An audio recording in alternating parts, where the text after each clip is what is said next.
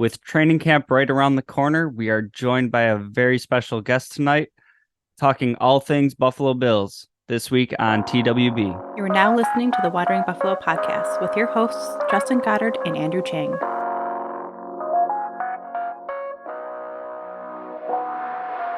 Bills Mafia, welcome into another episode of the Wandering Buffalo Podcast, a show on the Buffalo FAMBase podcast network. My name is Justin. I'm going to be your host tonight, and today we're joined by a very special guest, one of my favorite names in the podcast community. Does a great show with a couple of his cohorts over there on the Buffalo Rumblings podcast network. I just want to welcome into tonight's show Nate from Circling the Wagons. Nate, how you doing tonight? I am doing well. Thank you guys. Thank you so much for having me, Justin. This is only a few people even asked me to come on, but this is one of my favorite asks. So I appreciate you inviting me on. Of course. This is always one of my favorite conversations that I have across all of our football conversations. One of the shows that I listened to before we started this podcast, and kind of like the type of vibe that we were going for. So it's just great to be able to talk Bills with you, and also having been somebody that kind of inspired me to kind of start our own show. So I thank you for that. Oh, no problem. I mean, you guys are already surpassed us, so you just keep doing what you're doing and just keep running with it. Because and that's what I appreciate about what you and Andrew do, because I feel like there's a lot of that too. And when we first started, there was only like 3 or 4, maybe 5 different like podcasts like ours, and I just didn't vibe with them the same way. And then you notice, I wish you could have heard them all at the time, because like you'd think the same thing, because if you like ours, like there was nothing like ours to start with. It was just like friends talking Bills.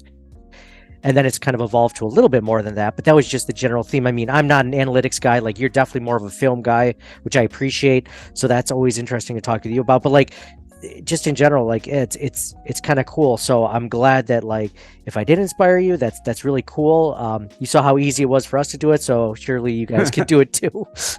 Yeah, it's one of the things that I love about how passionate this fan base is, because you have the full spectrum of shows, even at just like the everyday guy podcaster level. You can go out and you can find the X's and O's. You can get the guys having beers with their friends in the garage type talk, and everything A to Z in between. So just love being a part of it, and grateful to have you on the show tonight.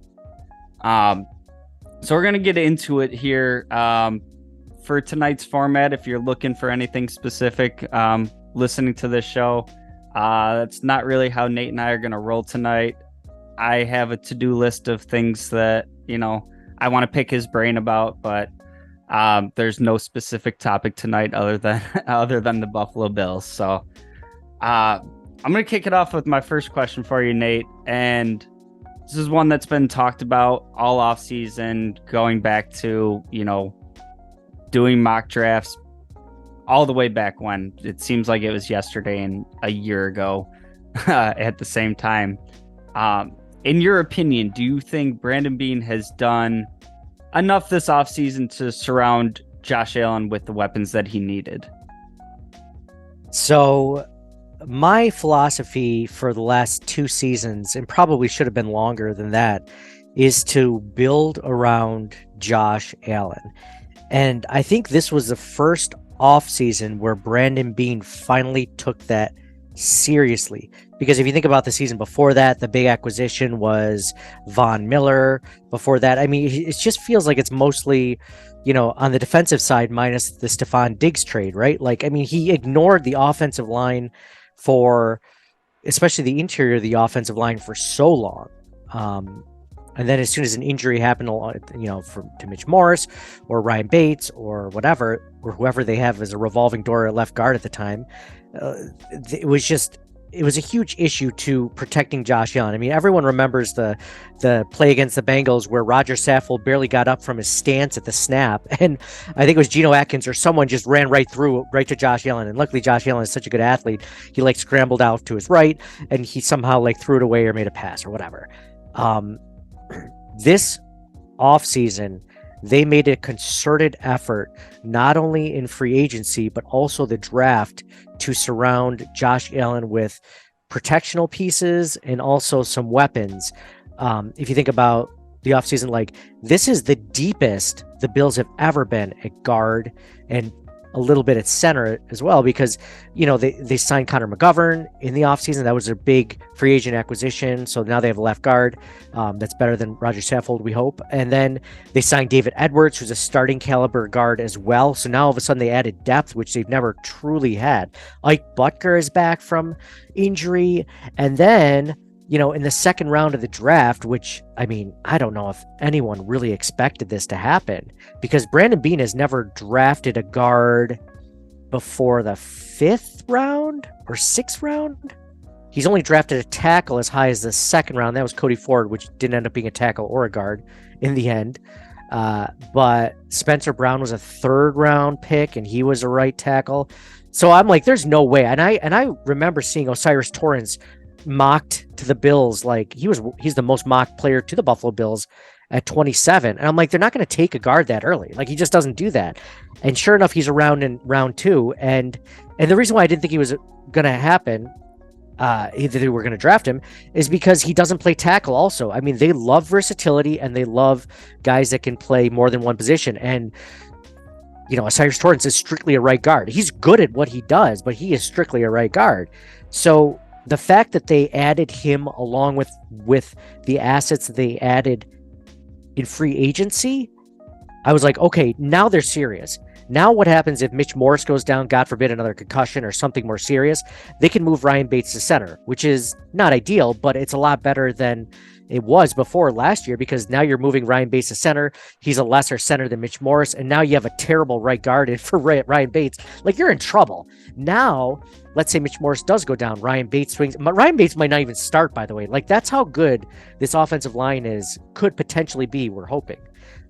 So I love that about it. I was listening to Joe Marino's podcast on the Locked On Bills, and what's nice about Joe is, like, he's analytical, but he's also a draft guru. So, like, when he was talking, you know, wide receivers in this draft, you know, I'm looking at, you know, Jordan Addison, Zay Flowers, all those guys that were, you know, mocked like top 4 or 5 wide receivers.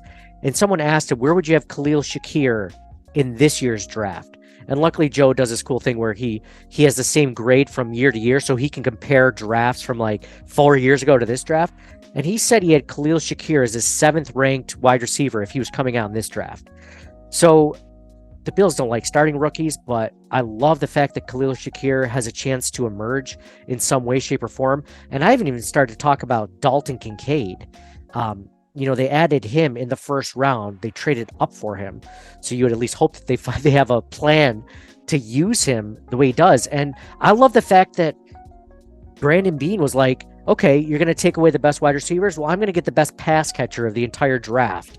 And I don't know if you thought this, Justin. The more I was at the end of the season, the Bills were struggling offensively all year. It felt like after the first 3 or 4 games or so. And I think one of the major reasons, because if you look at the roster, it's not that much different from 2021 to 2022. The big changes were Brian Daboll and Emmanuel Sanders left. And then you have Ken Dorsey coming in, but you didn't have Cole Beasley as that safety blanket underneath in the slot. So I think Dalton Kincaid fits in that position. Maybe he switches in a role with Khalil Shakir as well. Like, they switch it up, they rotate guys in. I don't know. I know this is a long answer for your question, but I think that this is the most he's ever done for Josh Allen. And I didn't expect it because he's never done it. And I'm so happy that he did, because I feel much more confident in the offense. Now, I will say, on the flip side of that, I don't know how you feel about this, but I think Ken Dorsey doesn't really have any excuses this season. Like, last season was, you know, his first season, sure. Like, I think he's on the hot seat. And I say that because not like he's done anything wrong, but like, if he doesn't get it together this season, I don't think they keep him. Because I don't know if you remember, before Josh Allen came around, they had Rick Dennison as their offensive coordinator in Sean McDermott's first season. And I remember Joe Biscaglia writing about Rick Dennison and being like, is this the guy you want to lead your franchise quarterback when you know you're going to draft one this offseason? And they didn't. They canned him, and then they brought in Brian Dable. So I'm excited for it. I think Ken Dorsey doesn't have any more excuses, and I'm looking forward to seeing what they can do. And I think Brandon Beane did a great job. Yeah, I the easy version of this is I agree with like 99% of everything you said there, and it does lead into one of my other talking points. Well, you're a smart person, Justin. That's probably part. Yeah, like mine's. Yeah, one of my questions was kind of asking the confidence level in Dorsey, and I'll kind of touch on both of these myself. Yeah, I was really excited to see what they did throughout this offseason on the offensive side of the ball. And to me, it wasn't just quality additions like you talked about. It was also quantity. So there's not as much this year of kind of betting on people taking steps like we saw last year, right? Like thrusting Gabe Davis into the number 2 role.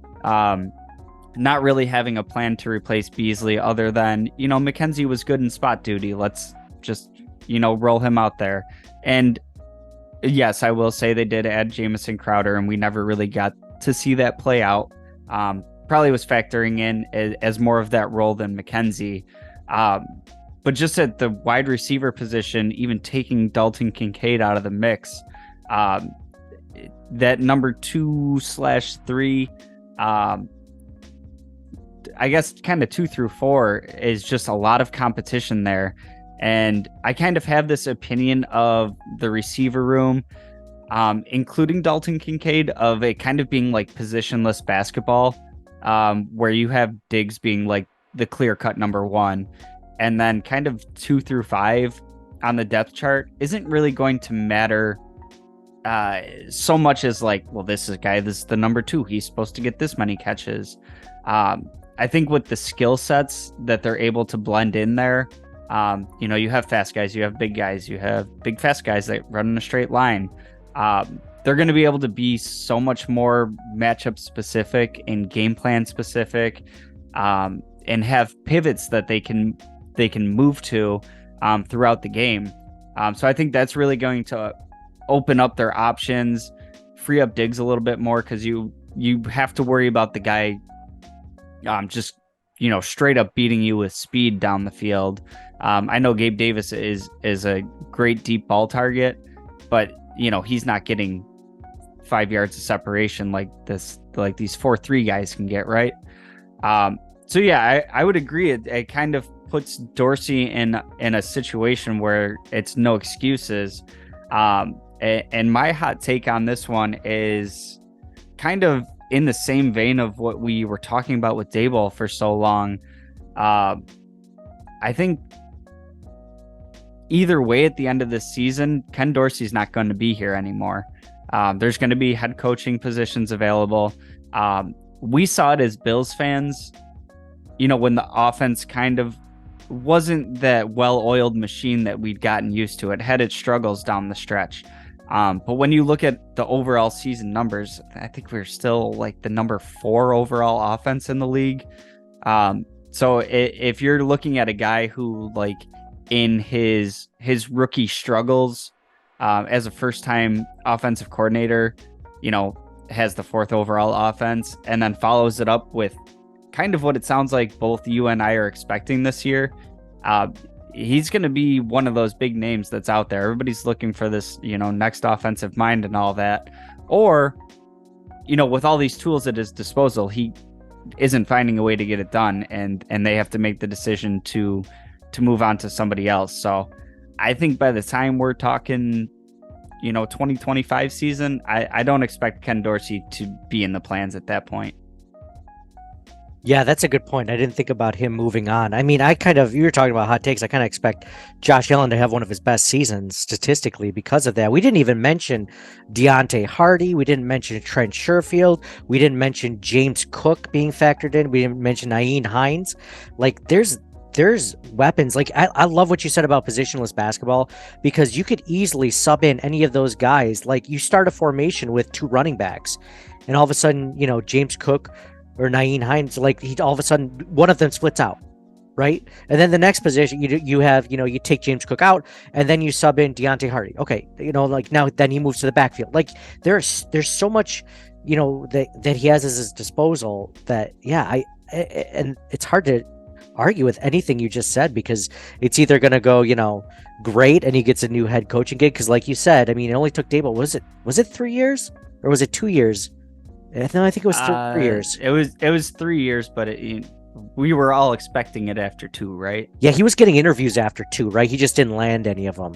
Right. But the third year, he was getting multiple. Okay, yeah, and he was getting offers. Of course, that was after the 13 seconds game, like, and the Bills' offense was on fire. But yeah, no, that makes a lot of sense. It's just, and you think about this roster, and I know a lot of Bills. One of the things that we're going to talk about on our next episode, Monday morning, is this hangover that it feels like the Bills fan base is still kind of having since last season's disappointment.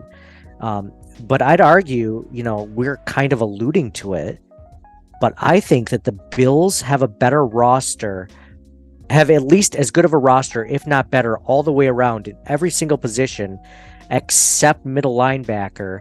And middle linebacker, we're not necessarily sure that's a step down. We don't know what they're going to throw at us yet, but I'd argue that, like, overall, we're better. And we were a 13-3 team last season. So give Dorsey another year. It's not his first year as an OC. Like, all these things we just mentioned, the additions, Von Miller coming back, Micah Hyde coming back. There's a lot of things to be excited about as Bills fans. Yeah. And bringing me into the next point here, we talked about all the additions that we had, right? Like this embarrassment of riches of weapons on this offense. And one of the guys that we talk about so much as Bills fans is Gabe Davis. Obviously playing in a contract year, kind of didn't live up to expectations last year as he, took on this bigger number 2 role, and the Bills are going to have a big decision to make with him. So a little game of, we'll keep this PG, sleep with, marry, kill, Gabe Davis. And sleep with would be kind of just, playing out this season, seeing how it goes. Marry would be extending him before the season starts, get him locked up in hopes that he does blow up, and we're able to get him kind of at a lower than market price, locked up long term. And kill would be, he can stay on the team this year, but we haven't seen what we wanted to see, and we're going to let him walk in free agency. If you're Brandon Beane making that decision, where are you going with it? As if it were right now, without seeing the way that this season played out, I would go with kill. I'd go with kill. I think we keep him this season, and I don't think we sign him back. I would say we should try, but I mean, as well as I do. I mean, cap space is limited. You can't pay 2 Stephon Diggses on any team, basically. So I think he's going to demand, I think I've seen numbers between $10 and $15 million a year for a while. So for 4 or 5 years, I don't think I like Gabriel Davis. I shouldn't say that. I think he's just limited. I think it's very rare that a team has 2 Stephon Diggs on the team. Like, there's very few teams that have like Jalen Waddle and a Tyreek Hill, sort of situation. Like, that's just not the case. So I say he plays out this season, and I let him walk, because I don't think that the Bills can pay him what he's going to earn on the market. And I don't necessarily think that the Bills should, because I think they should always be looking to improve that position so that they can have a Stephon Diggs in 1A and a Stephon Diggs 1B through the draft or something, what was Stephon Diggs, a 7th round pick? Like, you can find these guys in the draft. You just have to actually draft them, right? So I like Stephon Diggs. I think he's limited, though. I don't think he has separation. I don't think he has great route running. I think that his hands are somewhat suspect. I think that he plays a lot of low percentage plays, though. So, I don't necessarily blame him for all of the drops that he has. Some of them, sure, but they're not all concentration drops. And then also, he's a good run blocker. So I think the long term for Gabe Davis isn't in Buffalo. I think this is his last season with the Buffalo Bills, and I'm okay with that. I think they have room, like you said, an embarrassment of riches. I mean, who do they lose after this season?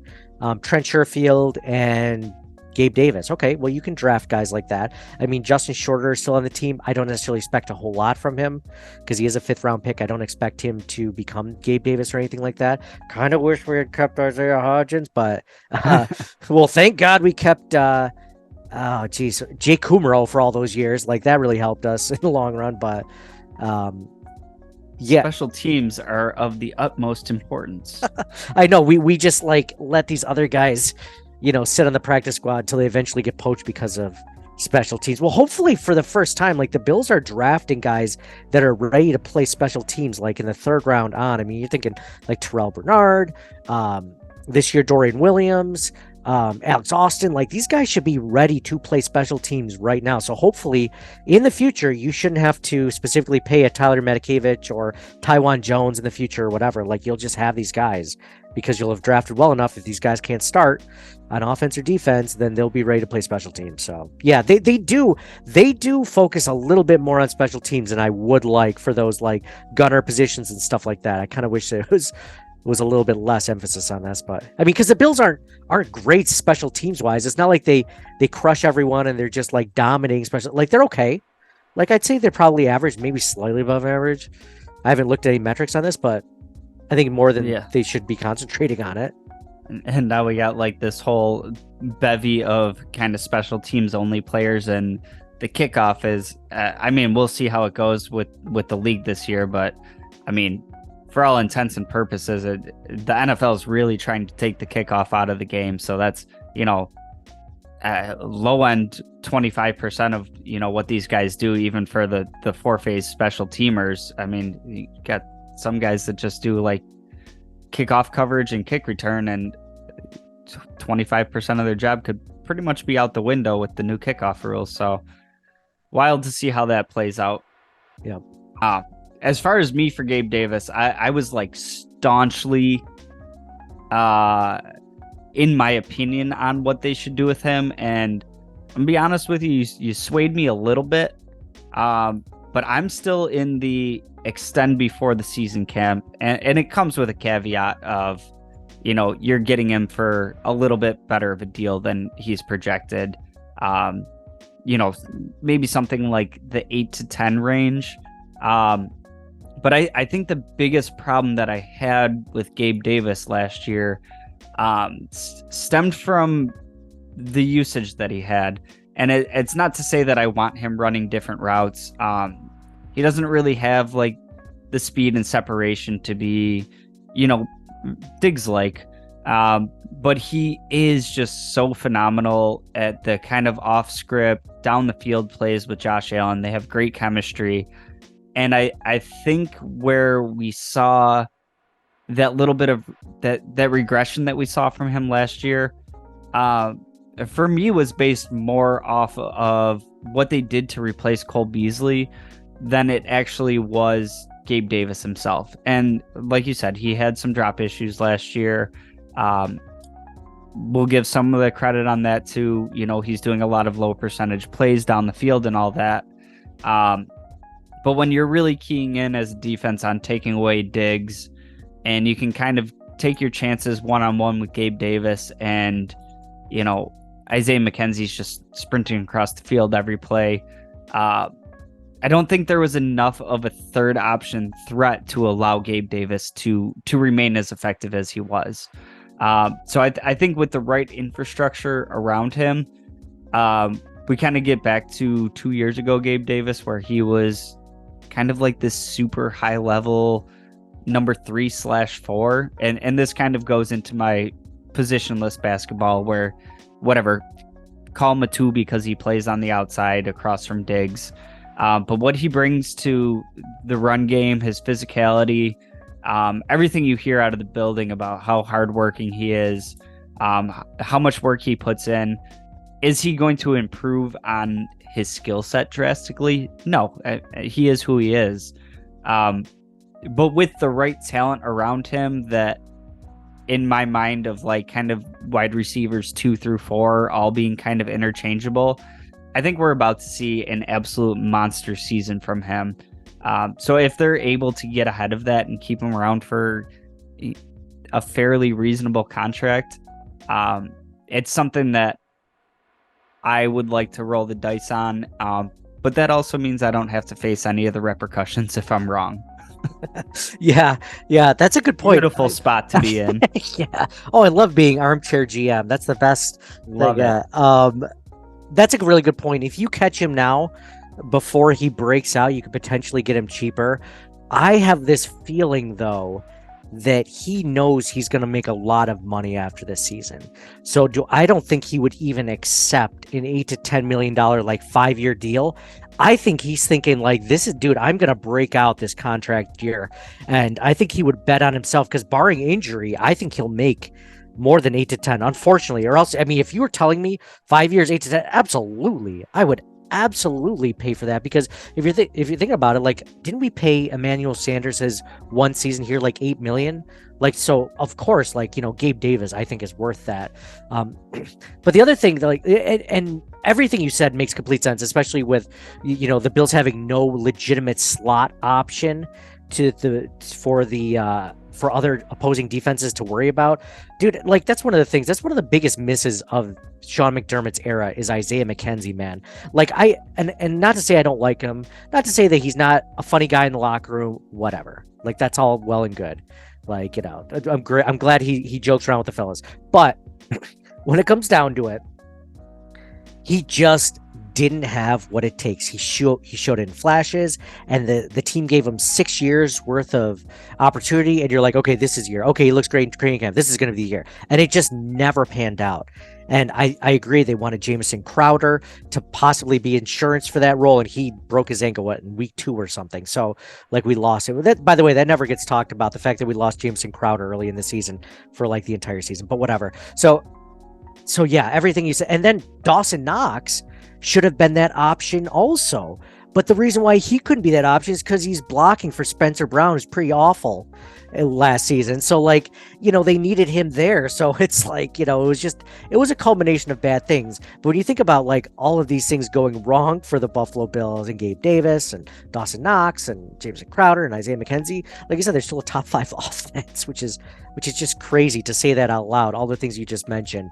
One thing that I will say, like, to your counterpoint, and I do agree with almost everything you said, is that Josh Allen, and we're not used to this as Bills fans because we haven't had a Josh Allen since Jim Kelly, and maybe not even Jim Kelly was this good, potentially, is the fact that Josh Allen will make every wide receiver better.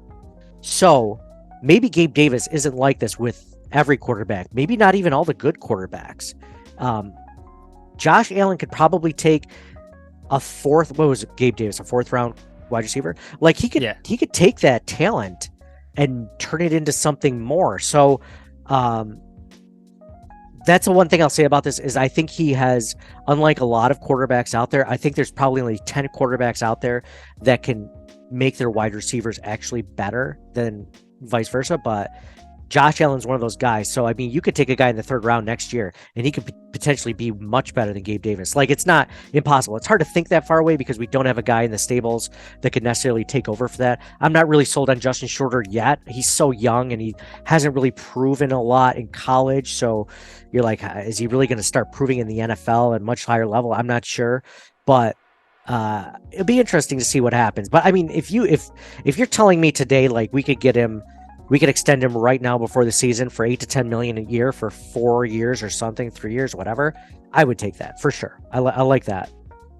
Okay, so I think we've kind of both moved ourselves to the middle of the fence here. Or if you can get him at the right price, yeah, you're keeping him around. And for me, you kind of brought up the Josh Allen elevating players around him. Yeah, maybe there is maybe you do have a point there. Maybe he is making Davis look better than he actually is, and he's going to be one of these, big time free agent flubs that goes to I don't know, called team like Oakland or something, or I'm sorry, Las Vegas, and never really pans out. So yeah, with that pretense in mind, I could be sold on, kind of reloading the cupboards through the draft and kind of going from there and hoping Josh Allen continues to get a higher level of play out of these guys. So we're gonna take a quick break here. Nate and I, on the other side of the break, I do want to get into some issues that I have on defense. Stick around. Hey, this is Dick DeGroat, Bill's dad. Now back to the show. Bills Mafia, welcome back into this week's episode of the Wandering Buffalo podcast. Again, tonight we are joined by the great Nate from Circling the Wagons podcast. We're just chopping up all things Buffalo Bills. First half of the show, one unintentionally offensive heavy, which kind of works out. We got offense and defense because there are some things on the defensive side of the ball that I would like to talk about. And first and foremost would be, I guess, the departure of Leslie Frazier and McDermott taking over the defensive coordinator role and the play calling duties. So I guess just kind of your thoughts on what you expect from the defense. Do you have concerns about McDermott putting too much on his plate, while he's trying to manage a game, everything like that? Do you think it's going to be net positive, net negative, or kind of stay about the same? I thought it was interesting, first of all, that it happened when it did. The timing of Leslie Frazier leaving, supposedly of something that he wanted to do, not something that he was forced to do, allegedly. The timing was off. I'm wondering if, McDermott is watching this game wanting the Bills to be more aggressive like we all are on defense and just not seeing that. I mean, Leslie Frazier still had a great defense. Don't get me wrong. I don't think he's the reason why the Bills didn't win that playoff game against the Bengals, but I think that there's definitely room for improvement. What I found was odd too is that the fact that he didn't promote Eric Washington to defensive coordinator, because Eric Washington was a defensive coordinator in Carolina. He was under McDermott. That's odd. McDermott must really look at this defense and want to put his stamp on it, even if it does take away from his ability to call games as a head coach or be able to manage the clock or whatever he does, from, moment to moment. So I will say what you said earlier about being slightly cautious about him doing that is, it worries me a little bit. It worries me a little bit because he's never done it necessarily. He's definitely never done it. He's never done it while he's been a head coach, and this is the only place he's been a head coach. So he's always had a defensive coordinator. He's always had Leslie Frazier, I believe, too. I don't think he's ever had another defensive coordinator. So this is uncharted territory. I'm a little bit worried about the guy who you could argue is part of the reason why we've lost in the postseason the last few seasons, going back to 13 seconds, going back to the game plan with the Bengals. I mean, everything was all out of sorts. There's always a reason you're going to lose in the postseason, but I am worried about that. I'd say it's one of the most interesting pieces going into the season. If we're not going to talk specific positional previews, like middle linebacker, quarterback, offensive line, like we already have, like wide receivers, that's all fun conversation. But the intangible stuff or the intangible, it's just we can't put our fingers on how much that's going to affect it. And I'm worried as a Bills fan because I don't have a lot of experience with McDermott succeeding right off the bat necessarily in certain avenues. Remember timeouts he was really bad at when he first got here. Remember penalty flags, or challenge flags. At one point I remember he was 1 for 11 or something. That was bad. It's just, but to his credit, he's gotten better, but not without aches and pains. So I'd say that's, we talk about Ken Dorsey, the second year in Ken Dorsey, changing offensive philosophy.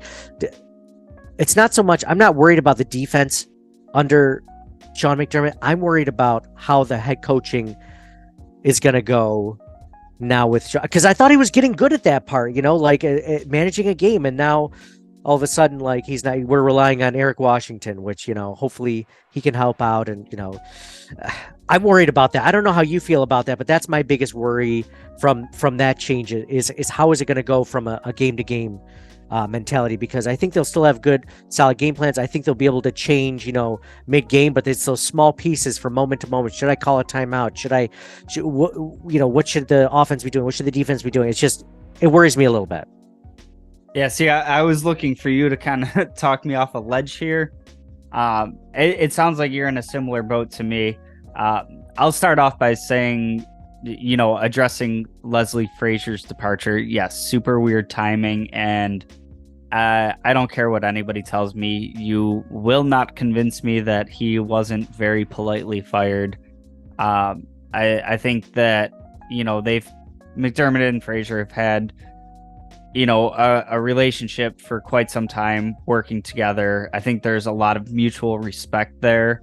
And I think, like you said, McDermott really wants this defense to start and end with him and not, have his fingerprints all over it.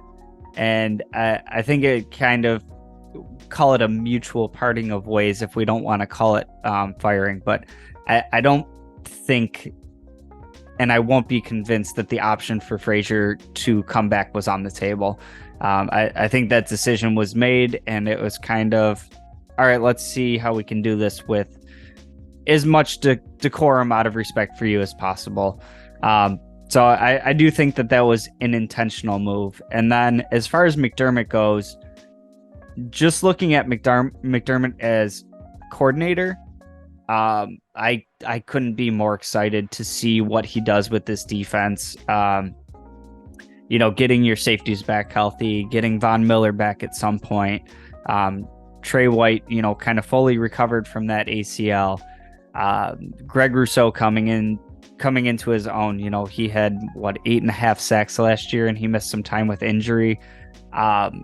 I just expect big things from this defense. Up the middle, not only do we have Daquan Jones, we are always looking for that consistent one technique when we had Star Latulele in the mix, and now we bring in, we already have Daquan Jones, we bring in Big Puna, just all kind of similar to the offense, just like this embarrassment of riches and what you can do with them. So McDermott as the coordinator itself, I'm super stoked to see what he's able to do with this defense. And again, as we talked about Dorsey, and is this kind of a make or break season for him? McDermott could have an even better defense, and they were already towards the top of the league last year too. So it's kind of crazy, having a 13-3 team that was, right up there, top 5 offense and defense, and expecting improvements. But I do have some of my concerns with some of the game flow stuff. Like you said, we saw tons of sketchy stuff with, clock control and use of timeouts. And I think we still see it to an extent, but there has been a lot of growth there. So to me, what does that look like as you're, the defense came off the field, and now you got to talk to the defense and, be looking at what the offense is doing. I think what kind of puts me at ease there a bit is I trust most of the staff that he's surrounded by.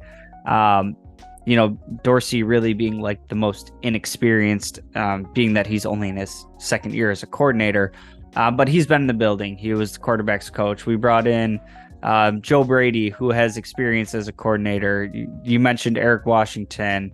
Al Holcomb comes in.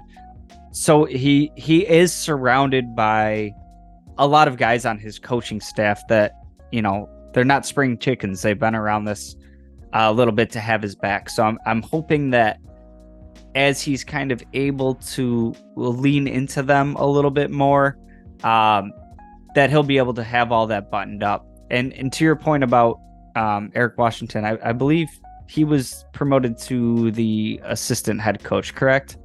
Yeah, that's right. Okay, so my anticipation there, I was making sure I didn't get the names wrong, is that this is going to be McDermott's defense. He's going to call the plays, all that. But some of like the sideline stuff where, they bust out the tablet and they're looking at what are we seeing here and all that. I think that's where he's going to lean into Eric Washington as the assistant head coach and, defensive mind in the room. while he's still focusing on being the head coach. And if things kind of get in dire straits, he get out of my way, I got this type of deal. Yeah, that's a really good point. And I'm really looking forward to seeing, what McDermott does with his defense to somehow make it better.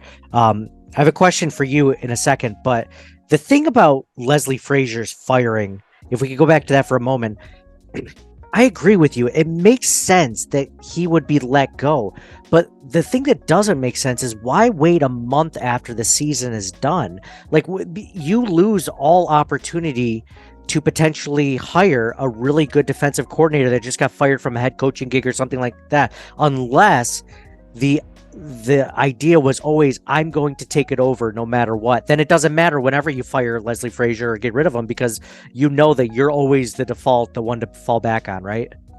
Yeah, that was just a very strange situation to me. And maybe that was the case. Maybe, McDermott was kind of like, I'll wait a month before we make this move, so you don't have a choice but me. Or maybe they're having like those meetings at the end of the season and they're like, I really need this from you. And Leslie Frazier's like, I'm not changing my defense. This is a top 5 defense. And now you're going to tell me that you want me to change it. This is how I've always run it. Yeah, I could see a type of situation like that where, like I said, it seems like they had like this great mutual respect for each other, right? And then you kind of get into those meeting rooms and he's like, hey man, you do a great job, but I need some like sweeping changes from you. And he's like, I've been doing this for 25 years this way. You can't change me. And kind of push came to shove. And maybe something like that kind of forced McDermott's hand a little bit, where, he was trying to make it work, and then kind of push came to shove, and something had to give, and it wasn't going to be the head coach. Yeah, good point. So I have a question for you, if you don't mind me asking one, Justin, because you got me thinking about the embarrassment of riches at defensive line. And like, there's a possibility, I don't think they've ever kept more than 10 defensive linemen. And like you talked about, like Puna Ford, big Puna coming in, right? Like Daquan Jones is healthy again. He was a big loss in that Bengals game. And then you got Von Miller coming back, Greg Rousseau coming off a good season. And the Bills still have AJ Epinesa, Boogie Basham, Shaq Lawson. So like, if you're looking at like between all the defensive tackles and all the defensive ends, you can cut one guy right now for the 53-man roster, because I believe they have 11 right now, and not even including Von Miller. Hold on, Von, Greg. I almost forgot. I almost forgot. You're gonna make Michael me get Floyd. A pen out here. Well, I almost forgot Michael Floyd. Okay. Not Michael Floyd. I'm sorry, I got that wrong. Leonard Floyd. Thank you. Jeez, Michael Floyd. Michael Floyd was that wide receiver I wanted that the Cardinals drafted, and I'm glad we didn't end up getting. Armchair GM, you're not responsible for it. Exactly. What are you doing? Why would you not get that guy? Why would you draft Sammy Watkins or whatever? Puna Ford, Daquan Jones, Jordan Phillips. I know I'm missing. Ed Oliver, of course. And I'm missing a 5th defensive tackle. I can't think of right. Tim Settle. Thank you. Okay, so there's 5 defensive tackles. And then you have Shaq Lawson, Boogie Basham, AJ Epinesa, Greg Rousseau, Leonard Floyd, and Von Miller. Now imagine that Von Miller starts week 1.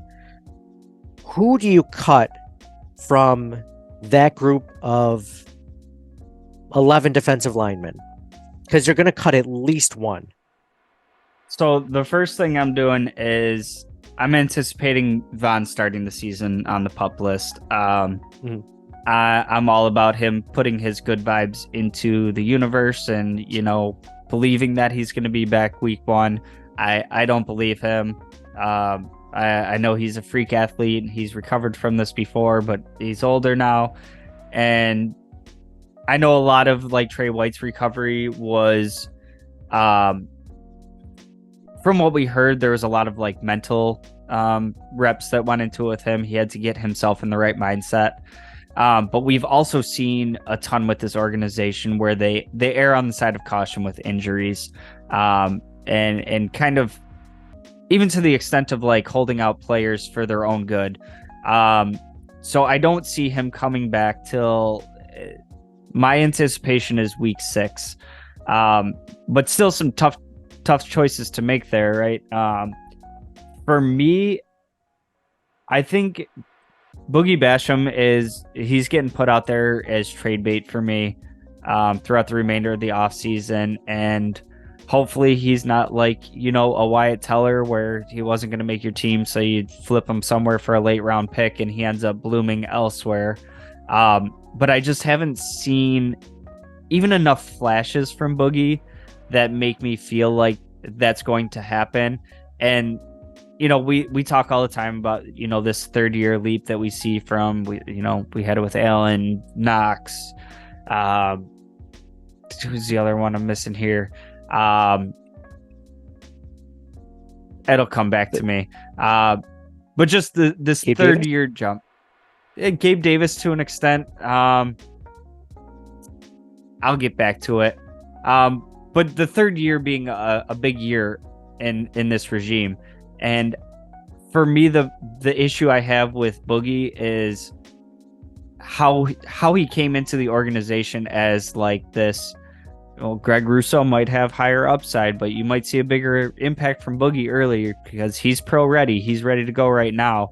And we just haven't seen that enough from him. And even with Epinesa, some mixed results there, but he quietly put together 6.5 sacks last year. I don't want to see him doing that on a consistent basis, like a full-time starter or anything, but I think he adds valuable depth rotation. I think the move that might be able to kind of put a Band-Aid on all of that is you cut Shaq Lawson, which pains me to even say, and sneak him back on the practice squad. We saw, he's basically playing 1-year vet minimum deals exclusively with the Buffalo Bills until he retires. So I think you can get away with getting him to the practice squad as a veteran spot, and you're not going to have too many people sniffing around him. And that kind of alleviates the numbers, lets you have time to see if you can do anything with Boogie Basham. But for me, if push comes to shove and one of them has to go, I would rather keep an aging Shaq Lawson at this point than Boogie. Well, I mean, Shaq Lawson has proven more in his career at this point than Boogie Basham has at all, in the first 2 seasons. And you think about it, like, and I can't disagree with anything you're saying. Like, if we had to cut someone, they're not going to cut a rookie on a rookie deal. So they're keeping all Epinesa, they're keeping Basham. I think it would have to be Shaq Lawson. Everything you said, I think we can stash him on the practice squad if need be. I don't think a lot of people are going to come after him. If they were, then he would have signed there in free agency to that. Like the perpetual vet minimum contract, I'm all for it. Like, I agree with you. I like that, him in that role. I'm just worried that you won't get a lot for Boogie Basham in trade bait just because he hasn't done anything yet, and so like you're probably looking at like a 6th round pick, but at the same time, like, do I want to? I mean, who else could I trade? Like AJ Epinesa, like he's in a contract season, like you said, 6.5 sacks. Like, this is the year he's gonna like put out, some numbers. And what could you possibly get for Epinesa over Basham? Like maybe a 5th instead of a 6th. Not worth it to me. So I wouldn't even trade Epinesa, even though I don't think they'll keep him after the season, for now at least. That's it. I actually go back and forth. If it's a straight up cut and not trading, I go between Shaq Lawson and Tim Settle, actually. And it's not, excuse me, hold on one second. Sorry. So it's more of the fact that Tim Settle coming into free agency the season before this one was like, he was talked up as like one of the steals of free agency. I remember seeing a write-up about that, like under the radar signing by Buffalo Bills. Like, this guy's going to be a stud. He was hidden behind some really good talent with Washington. We just didn't see it. And I think part of it was he was playing out of position. But I mean, if you're looking at between Tim Settle and Shaq Lawson has proven with the Buffalo Bills, he does have a concept of the system. He's played it before. He has produced, maybe not at a very high level, but he's consistent in what he does. We know what he is, what he's good at, what he's not good at.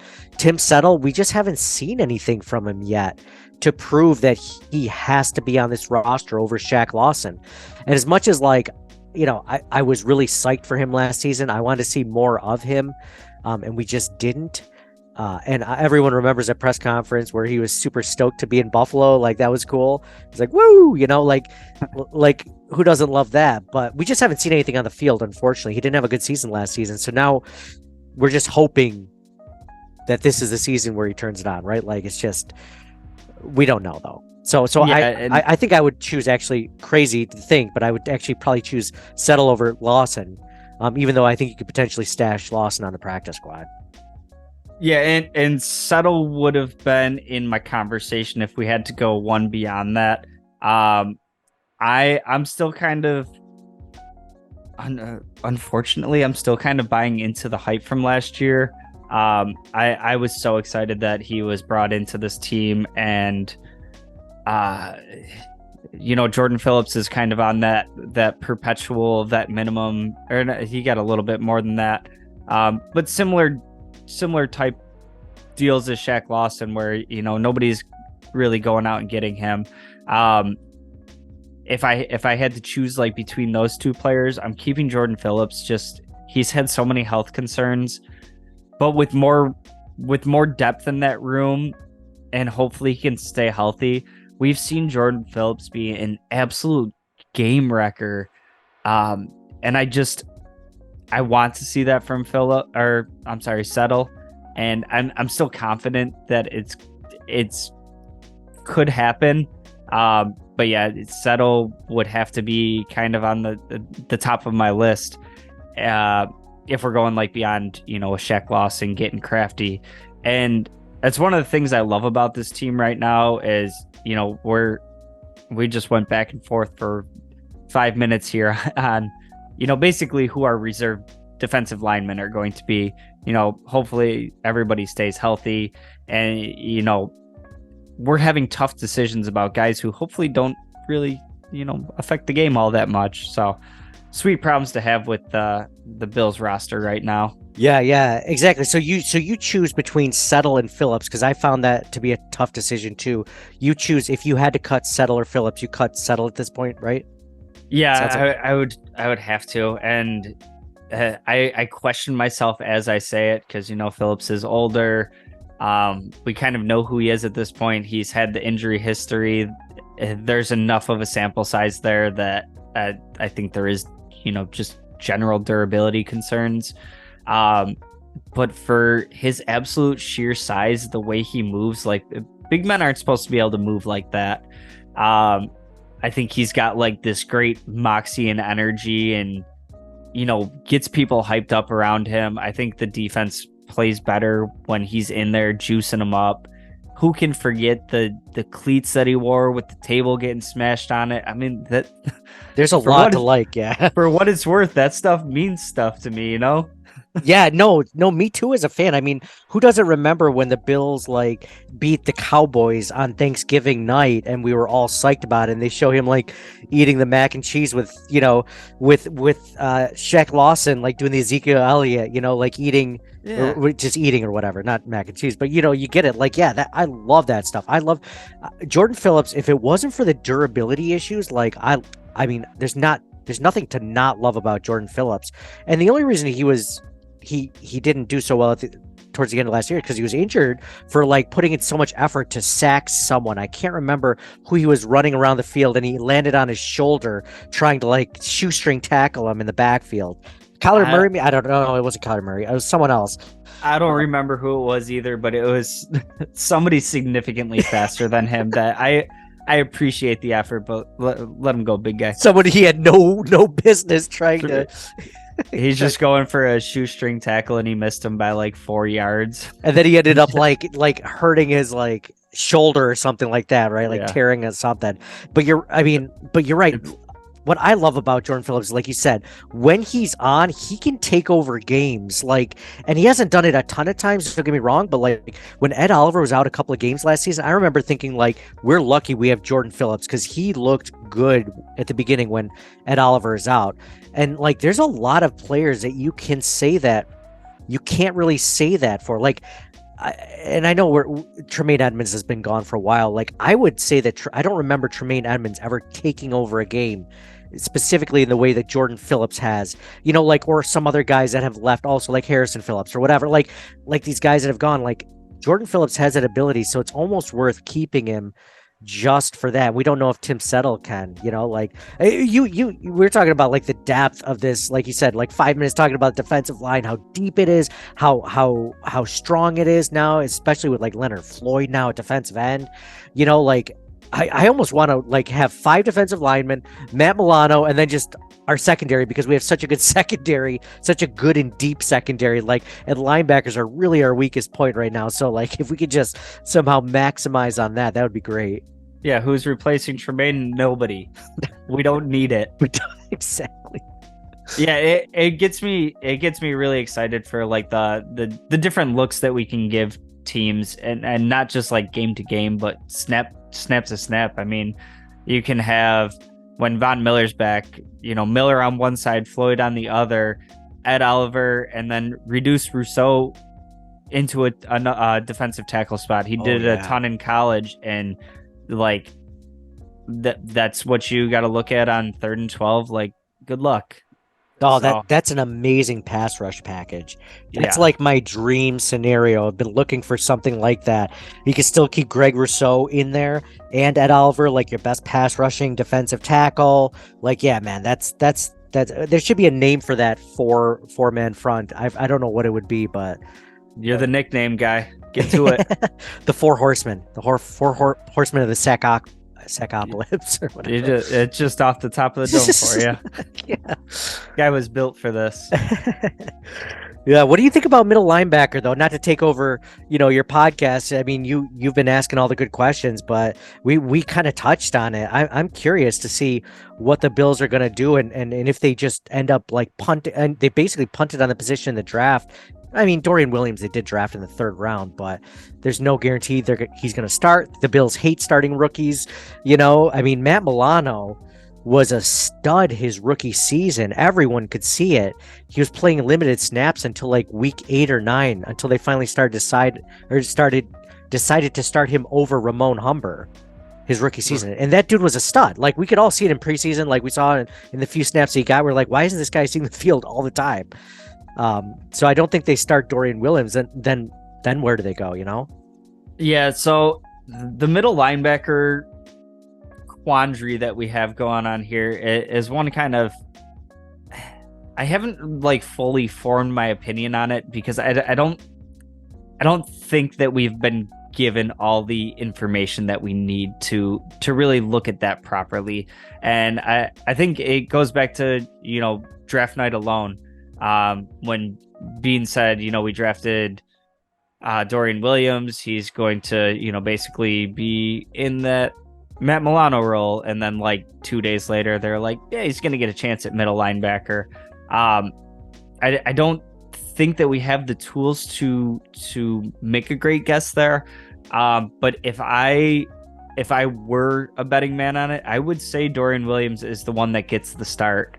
And the reason that I think that way is, well, first of all, you're gonna have to see a philosophy shift at the linebacker position.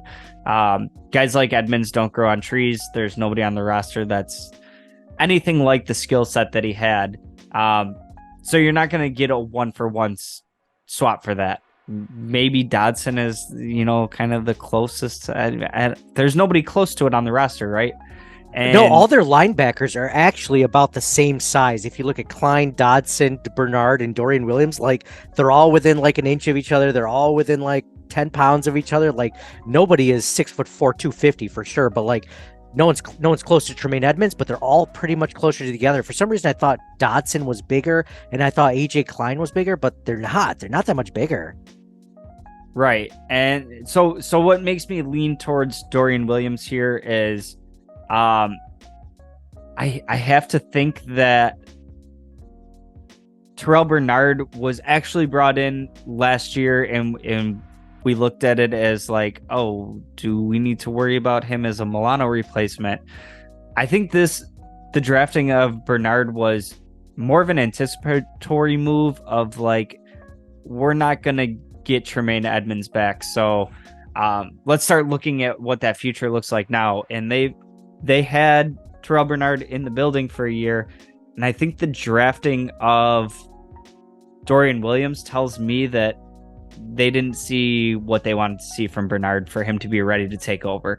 Now, maybe that's changed with a year under his belt, but I think that my feeling is that they drafted Dorian Williams to have a crack to take over that spot.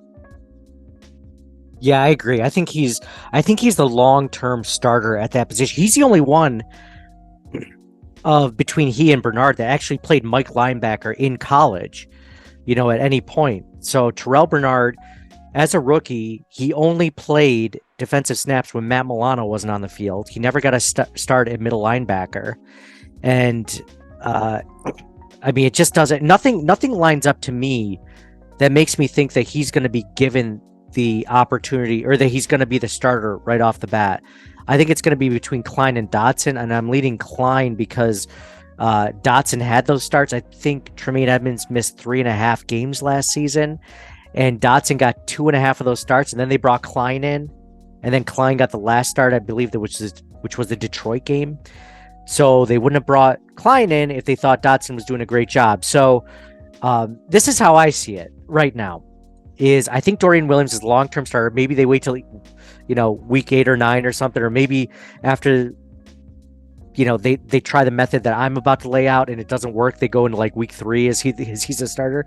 But I think it's going to be Klein or Dotson on early downs. I'm leaning more towards Klein, and then Bernard on potentially the passing downs because he has good coverage skills. He is more of a Matt Milano like linebacker. Like you said, I think they drafted him to be insurance for Matt Milano if they couldn't keep him or whatever a season or so ago before they extended him, or potentially so that Matt Milano has an injury history. So it was a good move just to be safe because they had no linebacker depth. Interior offensive line and linebacker depth, they've never truly had really good specimens of that. But yeah, so that's how I think. But I'm hoping that Dorian Williams, because Dorian Williams is a really good athlete. Like, say what you will, he's not the size of Tremaine Edmonds, but he's a good athlete, and his skills are he's good at going downhill. He's got great coverage skills, and his weaknesses are he's unable to put off, or he's unable to fight off blockers, right? Like when they get into his pads, like he can't shed blockers that well. Well, who does that remind you of who just left the Buffalo Bills? Maybe it doesn't matter that you're 6'4", 250 pounds if you can't, get rid of block. Exactly. So maybe he's closer to becoming a starter than we think, that at least that I think he is. You think he's a day one starter? I don't know if they trust him that well, but I mean, I'd be okay with it. Why not? Yeah, I see it as like, I guess, day one starter ish. I like your idea there with Klein on early downs and whatnot. But I also have we also have Taylor Rapp in the back pocket, who could play. I mean, I'm really good with him being on the field on any play. That's starting caliber safety. Milano being a converted safety. I'm not really horribly concerned with what our run defense looks like with some of the big boys that we brought in. It's a passing league, and I think the defense kind of just reloaded all around. That's like, okay, you want to go crazy, and you had a great game running the ball on us, and you got 150 yards. Congratulations, you only threw for 150, and our offense just put up 400. So yeah, go crazy. And I think that's kind of seems to me like the mentality that they went with of like, I'm not saying linebackers aren't important, but you have one of the best in the league in Milano. You've made drastic improvements to the defensive line. You've been working on the secondary. You add Taylor Rapp. You got Kyrie Elam coming into year 2. Even if he has his struggles, you've been comfortable starting Dane Jackson. Benford looked good last year. You got Taron Johnson, who's, I'd say, top 3 nickel cornerback in the league. The amazing safety duo back there. I really thought the Bills were going to draft the middle linebacker in the first or second round, and now as I get further removed from it and I see some of the ancillary moves that they've made since the draft. Middle linebacker's not it's not up there for a concern for me, and I've tried and I can't get myself there. Now I don't want some schlub street free agent coming in, but you have options on the depth chart that are guys that have been in the building, that know the system, that have even got some starts in spot duty. And is it always pretty? No, but you also made significant improvements to the infrastructure around them. So I'm okay there. I will survive. Maybe one of the best reasons, like you said, you laid out like a perfect example, like a Taylor Rapp. I mean, you mentioned all these things that why we shouldn't be afraid of, the middle linebacker role being that big of a deal, no matter what they do, whether they platoon it with like 2 or 3 different guys, or they decide Dorian Williams is the guy from the start, or Terrell Bernard, whoever they decide, is the fact that they've like bolstered their defensive tackle so much to keep those linebackers clean, whoever they are, with now Daquan Jones, a healthy Daquan Jones, and a Puna Ford, like that they didn't have last season. Like, this is the potential to, I mean, I was talking with Anthony from Cover One last year, and we were talking about Tremaine Edmonds having a good season, and that was when they got Daquan Jones. We were really excited about him, and he's like, if you ever notice, like Ray Lewis, Hall of Famer, right, middle linebacker, one of the best middle linebackers in history, when you see his highlights, he's not knifing through all these blockers to take down the running back in the backfield. He's just roaming sideline to sideline, because he has amazing defensive tackles in front of him that are just eating up blockers. So I'm excited to see what they can do, and it gives me more confidence because of like what you just said. Like, they just have such a good defensive line in front of them that like they'll keep those guys clean, whoever they end up deciding to put in that role. So that should be exciting for Bills fans to think about. Yeah, absolutely. That's it's one that I'm really excited as we move into training camp to see how it shakes out. But we are getting tight on time here, so I do want to make sure I leave some time here. Nate, tell everybody where they can find you. If they made it to our show, they already listened to yours, but just make sure you're not missing anybody out there. Yeah, no. Again, Justin, thanks you so much for having me on, man. This is a blast. I love our conversations. Appreciate all this, and love what you and Andrew are doing. Like, this is really cool. It's fun to keep track of you guys and see what you guys are doing and are up to, and listen to you guys, and just it's been a blast. Glad to make this connection with you, like through podcasting. It's really fun. Love it. So you can find our podcast on the Buffalo Rumblings Podcast Network. So if you just search Buffalo Rumblings on Spotify or Apple Podcasts or whatever, we release every Monday morning. Sometimes we'll do some offshoots. Like I just released one this Thursday and Friday, which were a couple of special, training camp preview episodes, which we covered some of those items here tonight, which I'm glad that we got a chance, and I get to get your perspective on it, because I love hearing, more other like intelligent Bills fans, like what do they think? Like, how do they, what's their thought process going into it? So I think, it was awesome to hear where you come out on this, and like kind of made me rethink some of my own thoughts. So you can catch us on there. You can catch us on social media, Instagram, Facebook, Twitter at CTW Pod, like Circling the Wagons Pod. Check us out there. And yeah, if you want to give us a listen, that'd be great. But yeah, no, this has been a lot of fun having me on, Justin. I appreciate it for sure. Absolutely. I appreciate you coming on.